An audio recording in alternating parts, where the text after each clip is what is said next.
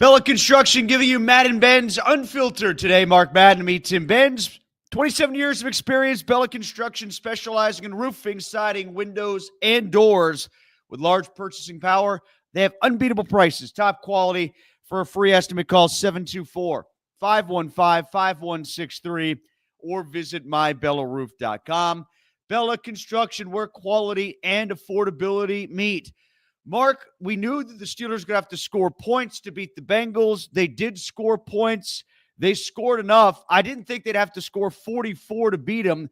If you told me that the Bengals would put up 38, I would have said that's too many. But in Russ, we trust at this point. Yeah, and like I am writing in my Trib column that I'm currently working on, the Steelers aren't based on the old crap they used to wallow in. They're not based on defense. They're not based on pounding the ball on the ground. They're not based on having possession more than the other team. They're based on Russell Wilson, and that's good. That gives them a chance. They're finally a relatively modernized NFL team, and I think, Tim, it happened by accident. I think if Tomlin had his way, he'd rather do it as they always preferred to, but ain't got no choice with Russ. He's the guy. And he's going to go out there and play like he always has. And the fact that the way he plays and his execution has overwhelmed the old Steeler way, that's pretty impressive, isn't it? A big part of that is they have to give him autonomy at the line of scrimmage. They have to trust him to see what he wants to see at the line of scrimmage, check into plays, adjust accordingly. They never gave that level of autonomy to Kenny Pickett, to Justin Fields. If they did, it probably would have gone poorly, but they needed to give those guys more. Now they've got the right blend with Wilson in there, given his experience and his savvy. And his savvy really came through yesterday against the Bengals. The way he got guys involved, the way he adjusted his launch points, the way he used all quadrants of the field. I thought you saw a very complete mental game from Wilson, as well as an accuracy one and a big play one, too.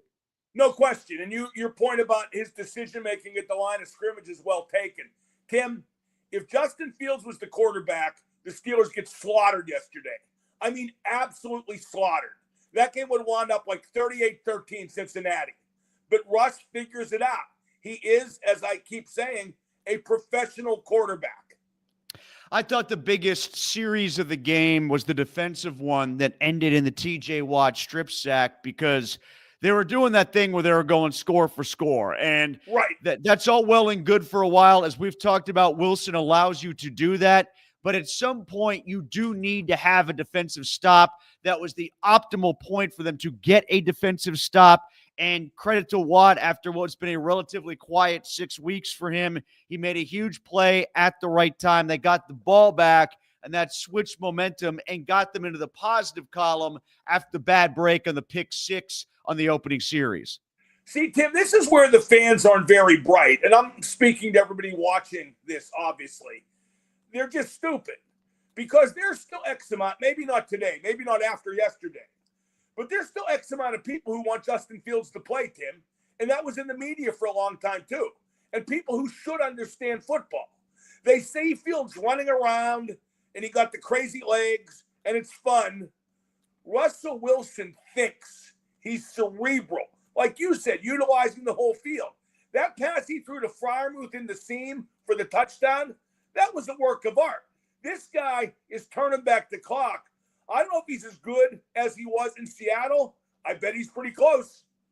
I know he's been as good as any quarterback has been, and they've tried quite a few since Roethlisberger pre-elbow injury. And frankly, Mark, that includes Roethlisberger for the last couple years. He was the quarterback. We haven't seen a day like that since 2018, when they went up and got 462 yards out of Ben in Denver. We haven't seen them put up 400 yards since they put up 500 in that blowout of Carolina on a Thursday night back that same year in 2018. That's how long it's been since we've seen offense that could keep up with the Bengals team that they have. And look, that Bengals team, it is a disaster defensively. So I'm not fooling myself into thinking that this offense can do that against any team, but at least you know that in a shootout where the other team is willing to give you some yards, your quarterback's going to be able to take it and shove it down their throat. Yeah, no question. And you make a good point. Russ won't be able to do that and score that many points against a good team in a playoff game. But if he has to, he might be able to. At least he gives them a chance. There would be a lot of games where if it was Justin Fields instead of Russell Wilson, the Steelers would not have a chance. And that includes any playoff game, if they got in the playoffs in the first place. Using 10 different receivers and Mike Williams not being one of them, that sounds like a Jay-Z song, Tim. That still is hard to believe that has gone that bad. And people telling me Williams just ain't getting open. I don't know. Maybe he's got to get more involved if Calvin Austin is sidelined with a concussion. And that's a real shame because Russ was making something out of him. And let's not act like Calvin Austin was emerging from the shadows on his own. Russell Wilson was making something out of him. Russell Wilson is making more out of Pat Freiermuth. This is all about Russell Wilson. Pretty much the only complaint that I have about the offense is that they're not using Williams at all. And I think there's still something to be had there, even though it's not much. I will say that Najee Harris ran hard. The defensive front of the Cincinnati Bengals can be had. I thought largely the offensive line for the Steelers played well. Dan Moore did a good job on Hendrickson. They helped him out. The scheme was smart there in how they did that. Again, they used all areas of the field, which was something that's not been a strong point of any quarterbacks that we've seen lately, nor the offensive coordinators, but they did a good job in that regard. Defensively, it was all about splash plays. I brought up the Watt play. You had the big play from Herbig. You had the tip play from Cam Hayward. Boy, is Cam Hayward playing well. I thought he was fantastic yesterday. Cam is the defensive MVP. Watt has the odd spectacular game as he did yesterday, but Cam was pretty spectacular himself, and he's been steady. He's been good every game, and he's also the lone ranger among the down linemen. So Cam is definitely the defensive MVP. He was terrific yesterday. So was Watt. So was Herbig. How about Dante Jackson with 5 picks? Dante Jackson may wind up catching more balls for Pittsburgh than Deontay Johnson does for Baltimore. Yeah, I can't remember how many he had in Carolina before the first trade, but it wasn't many. And I know he's going to catch more passes than Mike Williams. That much is evident right now. Here's the other thing about the Williams part of it, Mark. Remember, they wanted him in the offseason. The Jets just got him first. And then they tried everybody else but him, and they had to settle on him once they saw him in New York because they didn't get anything else done. And that includes not pulling the trigger at the right time on the Christian Kirk deal, trying to, hold on for one more week so they didn't have to give up one round of a draft choice. Well, then he didn't get Christian Kirk because you didn't make Jacksonville sit him for that week and he got hurt. Yeah, that's correct. I still think they should have got a better wideout than Mike Williams. They sold themselves short, especially given what the team and Russell Wilson are kind of blossoming into. But what's done is done, and they got to make do. And Tim, what do you make of this talk that they're a legitimate Super Bowl contender? I just don't see it.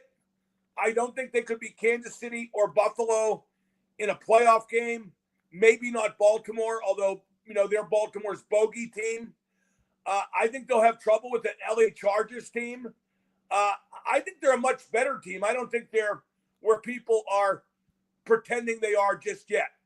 I'm not going to pick them against Kansas City or Buffalo. I would pick them against Denver or LA if Denver or LA were to come to Pittsburgh. I would pick them if the Steelers somehow fell into a wild card slot. They were the 5 team and they went to Houston and played Houston. And I don't know what I would do if Baltimore came here or they went to Baltimore for a playoff game. I'm inclined to say I would pick the Ravens if the Steelers had to go there for a playoff game, which is why it's huge that they win the division. But I do think that they're a division. I do think they'll win the division right now based on how things line up. I do think that. We talked about this in the podcast. I think they're going to win at least 2 games, maybe 3. You said they're going to win definitely 1, maybe 2. So that's where we differ. I've got a more optimistic. I think they'll probably win 2. I think they'll probably be Cleveland and Cincinnati. Okay, so you're feeling better about the Cincinnati game on the back half, especially I with guess. I mean, I just don't think the Steelers are what a lot of people think they are. a Super Bowl contender just yet. I think they're going to lose those 3 games in a row, though, to Philly, Baltimore, and Kansas City. I know people are saying how Kansas City looks vulnerable at 11-1. Nah. You know what they look like? They look like a team that won the last 2 Super Bowls that is laying low till the real game start in the playoffs. That's what they look like. Yeah, well, we've seen that a lot of times in other sports like hockey and the NBA. Teams will turn it on late. The Warriors were known for that at times. You've seen teams that don't play their best in the regular season that know they've got the pixie dust in their pocket and they can sprinkle it on themselves. I don't think the Steelers are that. I think they're trying as hard as they possibly can to get to where they are. But yeah, the Chiefs might qualify. Here's what you can't do, Mark, and I got into this argument on the pregame show yesterday on DVE. You can't advance the notion that the Chiefs aren't really 11-1, then turn around and advance the notion that the Steelers really are 9-3. You can't do that and play like the metrics game or play the theoretical game with Kansas City, but not apply it to Pittsburgh. It's all an attempt by the usual suspects to try to make it seem like the Steelers are better than they are. And you're right. If the Steelers are a legit 9-3, Kansas City's a legit 11-1. I do not equate, and I've seen this, I do not equate Kansas City this year to the Steelers in 2020. Everyone knew the Steelers were a joke in 2020 at 11-0, and they weren't the team that won the last 2 Super Bowls either. All right, so I want to hear from Steelers fans on this. We got some comments. We will get to them. You can comment on YouTube. You can comment on Facebook. Put them up, and we'll get them on before the end of the show. One last thing on the Steelers I want to investigate before we get to the Penguins, Mark, and that's a little bit more about the schedule. We talked about the Ohio games flanking the rest of the schedule, the return game in Pittsburgh against Cleveland this week, the end of the season against Cincinnati. I've made the point. It's, a little playing loose with the phrase, but I'll continue to do it. That was kind of 2 wins in 1 yesterday because I think you got the victory against Cincinnati in Cincinnati to go in the win column, and you kind of bought yourself a win, I think, at the end of the season too, because I don't see how Cincinnati is relevant in Week 18 now. So Burrow probably doesn't play. Higgins probably doesn't play. Maybe not Chase. We'll see by the end of the season. But I think you might have gotten yourselves 2 victories for the price of 1 yesterday. That's huge. It's the middle 3 games where the questions lie. And I don't think they win in Philadelphia. They never win in Philadelphia. They stink in Philadelphia. They haven't won there since 65. It comes down to really Kansas City and Baltimore. Do they want to play a little bit more on Christmas Day at home than Kansas City wants to be here? Does Kansas City finally stumble and lose a 1-score game? And can they continue the hex over the Ravens, who didn't look great against another good team yesterday in Philadelphia? I think it's a joke that there are games on Christmas, especially with Christmas being on a Wednesday and making it 3 games in 10 days. That's just ridiculous. I don't think either team's going to want to be there. The reason I'm assuming now the Steelers will lose is because I believe they'll lose to Philadelphia and Baltimore, both on the road, and that excrement tends to trickle downhill, or maybe cascade in this case. Kansas City, now, what if they have the number 1 seed wrapped up by then?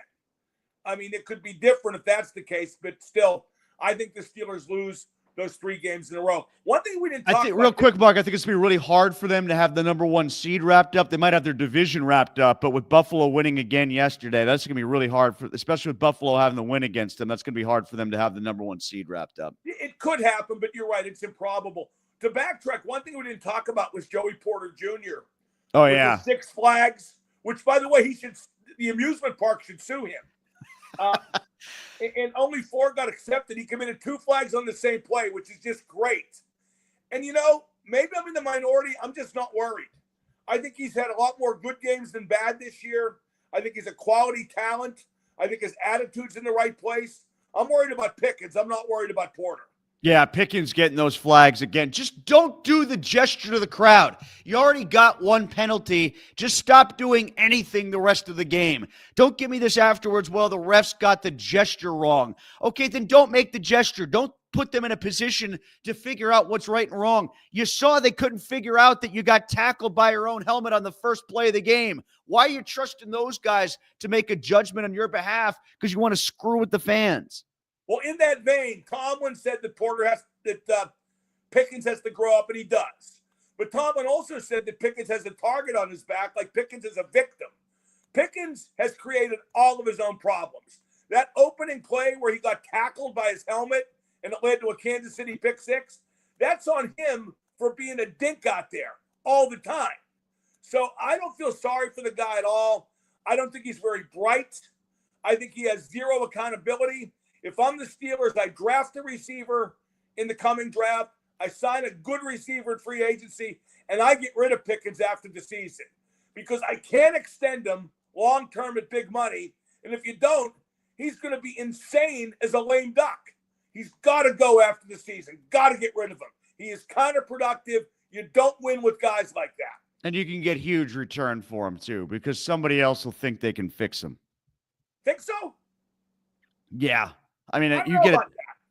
What do you think you could get? Oh, I think I don't know if you get a first, but you could at least get a couple seconds, I would think.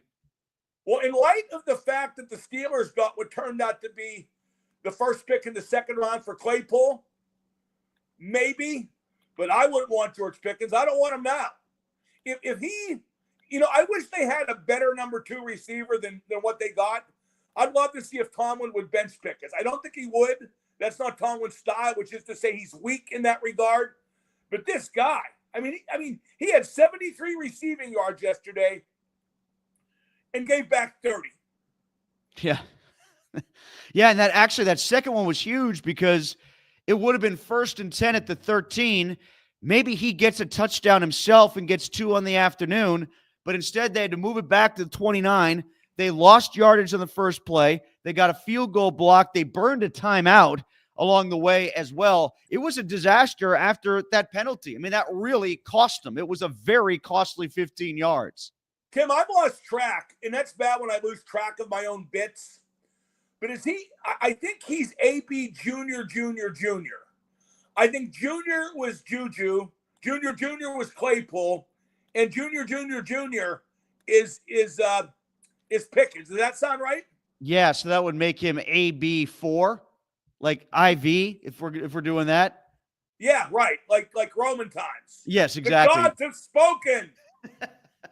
Since the Steelers don't win Super Bowls anymore, we've got to give disparaging Roman numerals to their wide receivers. That's how it's going to work from now on. I like the multiple juniors better because it kind of drives the point home more. I got to tell you, have you seen Gladiator 2, Tim? No, I didn't go yet. I heard you review it. It sounds like it's exactly what I expected it to be, which is a comical parody of itself. I would bring in the nutty, syphilis-ridden, drug-addled twin emperors to coach my team any day. What's this I hear about baboon fights? There are baboon fights in Gladiator? Yeah, early on, the new gladiators, the prospective gladiators who are prisoners of war, fight baboons to see if they can cut the mustard. Were real baboons actually harmed in the filming of Gladiator? No, these were CGI baboons, Tim, but they were pretty upset. Let's get to the Penguins. Speaking about being upset, we've been upset with the Penguins all year. Are they playing better in your eyes, or do they just kind of come across a few teams who had bad nights? What do you think? They're playing better systematically and defensively. They're pinching less and better. The high forward is more responsible when the D pinches. Letang and Carlson have played much better, and that's huge. You can't underestimate that. The goaltending's been, it's funny. I was going to say how great the goaltending's been. It's been okay. But you know how sometimes you're down so long it looks like up? That's what's happened with the goaltending. It's been pretty good. Ned had a real good first 2 periods against Calgary on the Saturday. So I don't think it's anything to get excited about. In fact, maybe it's something to be upset about because let's think big picture, Tim. You don't want them to finish 20th. Right. You want them to finish 32nd. Yeah, exactly. Can't be in the middle forever, and that's kind of where they're trending at this point. We all fans of Tomasino. The Don.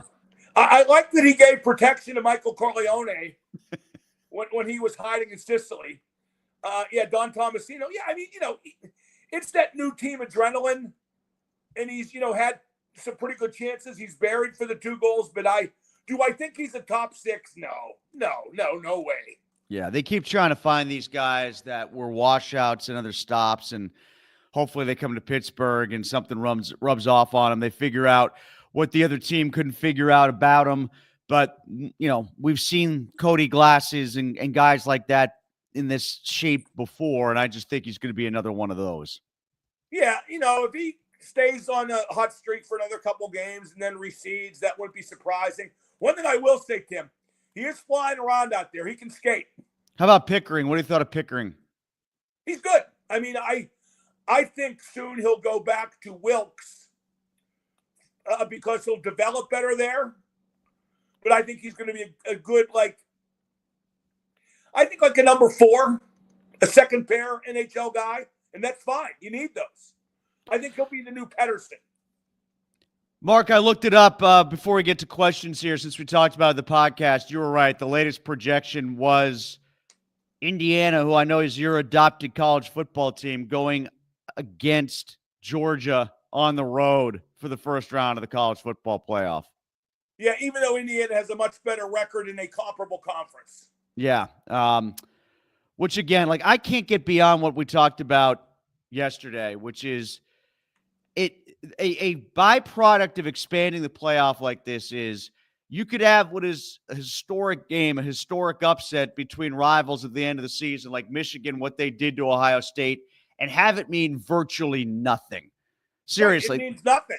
There's no cost to be paid for losing a game like that. They are super serving the brand names, period. It is just as crooked as it was with 4 teams, but on a bigger scale. It is so flawed. It's tough to talk about, and I will not watch it. I feel like the playoff has gotten so big, eventually Pitt's going to get in it, despite how they finished out. No. By the way, let me ask you a question about Pitt. Yeah. Do they have one game left? They have the bowl game left, I think. That's it. Oh, God, they shouldn't go to a bowl game. Yeah, they're going to go. That's an insult to their – no, they shouldn't go. Whose fault is it that they disintegrated? Who would you blame most? Well, the deterioration of Holstein. I mean, and I guess part of that is injury too, so maybe that's not fair. But you talking about between Cade Bell and between Narduzzi? Is that kind of where you're going with the thought? No, I don't know. I mean, I think everybody's to blame, don't you? Yeah, I don't think you can go from 7-0 to 7-5 and pin it on 1 or 2 guys. I think they just probably weren't that good to begin with. I think that Cade Bell offense got figured out. Holstein got hurt and probably wasn't as good as he demonstrated early. I mean, my God, you still think he's going to transfer? If so, good riddance. And I don't think the coach is very bright either. Well, you know what? Maybe I'll just blame Kyle McCord for the 3 pick sixes from Syracuse to make us all think they were all worth a damn, because apparently McCord having the worst day of his life is what made us all think Pitt was legit. And then all of a sudden Syracuse and McCord was good enough to beat Miami. Now there's an upset that actually might mean something. They might knock Miami out now. I don't know, but yeah. Because they can't play the unfair, okay? An upset in a big ACC game can knock a team out. Yeah. Big Ten, SEC, it doesn't matter. All right, let's get to some comments here. There's quite a few of them, so let me get to Eric first. He says, what exactly, pray tell, was the purpose of trading for Mike Williams? Ben Skoranek was targeted yesterday. Yeah, he's had 2 catches since Williams had his big touchdown against Washington, and we haven't seen Williams targeted since. Isn't Skoranek from Harvard? No, I think he's from Notre Dame. Okay, if he was from Harvard, I couldn't imagine him and Pickens having a conversation. Well, they got that running back from Harvard. Is that who you're thinking of? That's the backup running back? Yeah. It's just not a good trade. I mean, maybe they overestimated what he had left in the tank. Maybe they should have gone for a better wide receiver. They should have definitely done that. I don't know. Eric adds, how many false starts was 75 for Cincy? That's Orlando Brown going to get away with. The guy jumped early so many times, but it went ignored. Even the play-by-play guys were talking about it. Tempest in a teapot, or another example of awful officiating. They were supposed to crack down on that. They did crack down on that a little bit early in the season. As usual, it was an early season point of initiative, of emphasis, and they let it go as the season went along. I'll give Dan Moore credit, Mark. He did it just enough to not be obvious about it, but I think he saw what Brown was getting away with, and he used it just enough to aid himself against Hendrickson. He was smart about that. I think you're giving Dan Moore too much credit for being smart. I think he's just pretty good and pretty savvy. That was That came off as insulting. I don't think he copied Brown is my point. There were 20 penalties as it was that got accepted. I mean, the last thing we need is more friggin' penalties. Calvin says Russ is a real quarterback. It's refreshing. Teams will continue to target JPJ simply for the penalties if he can't clean up his play.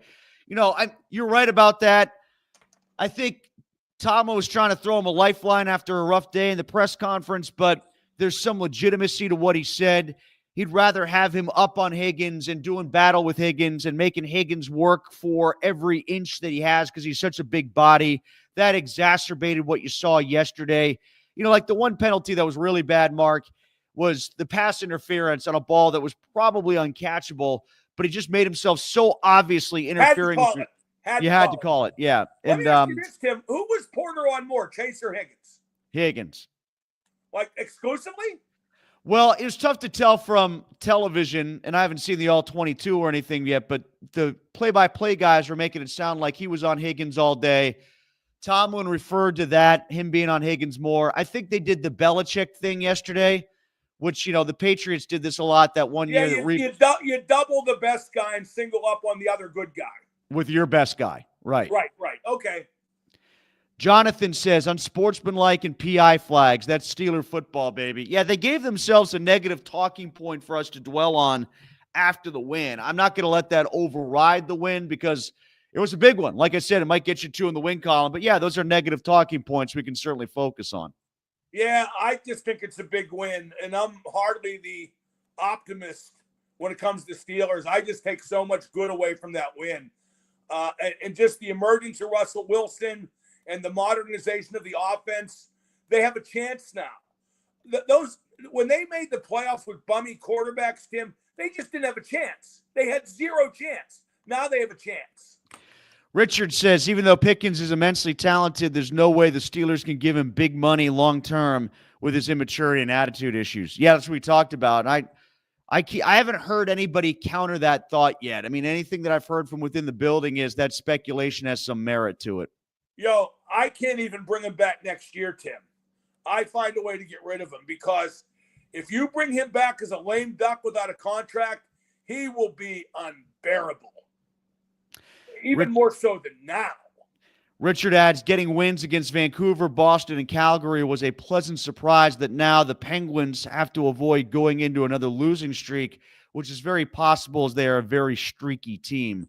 Well, actually, I think this is the first really good streak we've seen, to be honest. Yeah. Well, it's funny. I talked to Sid. I was leaving with Staggy Saturday night. We ran into Sid in the hallway. And it was nice to catch up with him because I have high regard for Sid. Everybody knows that. And it was nice to see him without a metaphorical rope around his neck. Because he takes winning and losing so hard. And that's why, I'm happy in the moment when they win, even though it's better big picture when they lose. But you know what's weird, too? On the way out of the building, remember the thing where they honored Malkin for goal number 500? And they had the big, the big metallic 500 and number 71? Yeah. That they brought on the ice? Well, they have a 687 already made. Sid has scored the 600th goal, but they haven't had the ceremony yet. I wonder when that's scheduled for. Maybe Sid wanted to make sure it was after a game they won. Good call. Yes. Pete says, what can they do about Joey penalty? Is he being picked on by the refs? I don't think he's being picked on. I think his reputation is preceding him. Is that a way to say it? Yeah, but yesterday was one really bad game in that regard. I think he's mostly done okay, don't you? Yeah. And I think part of the reason he is as good as he is he uses his wingspan and he uses his physicality, but he found a receiver that could turn that right back around in his face. See, the guy who had a message a little bit ago, he kind of put Porter and Pickens in the same conversation. I don't see it that way. I think Porter's done pretty good mostly. I think Pickens is just a constant. I think Mark froze. Okay, we got you back now, Mark. 2 more here quickly from Ron. Ron says, thanks to Nashville for Tomasino. And then he says, I like the way that he's always looking to shoot the puck. Yeah, it's like I said earlier, who knows when the adrenaline wears off. Oh, I got one more I wanted to get to, too. Justin actually is above both of us, Mark. He says 13 wins will happen. I think I think that's a little greedy. If they get it, great, but I think that's a little greedy. Well, I watched Philadelphia and Baltimore yesterday, where Philadelphia not only beat Baltimore at Baltimore, but pretty much manhandled them. They ain't going to beat Philadelphia at Philadelphia. They're just not. No. And I think Baltimore, isn't Baltimore due at some point? Isn't Lamar due at some point? You would think Lamar's due for a good game against them. They're due for a bad game against Baltimore. Real quick, Mark, AC/DC coming to town May the 8th at Acrisure Stadium. You going? Yeah, I saw that. I'll definitely go, yeah. You think they still got – I haven't seen them live in person. I'm curious. I don't know what they have left as a live act. It's just Brian Johnson and Angus Young with fill-in guys. Stevie Young, who's a nephew, fills in for his late uncle, Malcolm. So, yeah, it'll be good. I mean, the songs are foolproof. They're real old, but it'll be okay. It'll be an event. I'm surprised they're playing this stadium tour, although I guess money talks. I thought, no pun intended, that's one of their hits. I might thought they would do the Sphere. Yeah, that would have been great for them. Is it not big enough for them? Well, you just keep adding dates. I mean, the Eagles just keep adding dates. Every time I pick up my phone, Eagles have added event. Yeah, I'll definitely go to see him because I want to see him. I wish I could have seen him earlier in their peak, but this will be my chance. So I'm going to give it a whirl and see how it goes. Yeah, it'll be fun, if nothing else. Fun day at the ballpark. All right, Mark and I will be back next week for the Mad Monday podcast and Madden Benz Unfiltered. Listen to Mark today. Tomorrow I'm in for Mark on Wednesday, and Mark's back the rest of the week thereafter. This is Madden Benz Unfiltered, brought to you by MyBellaRoof.com.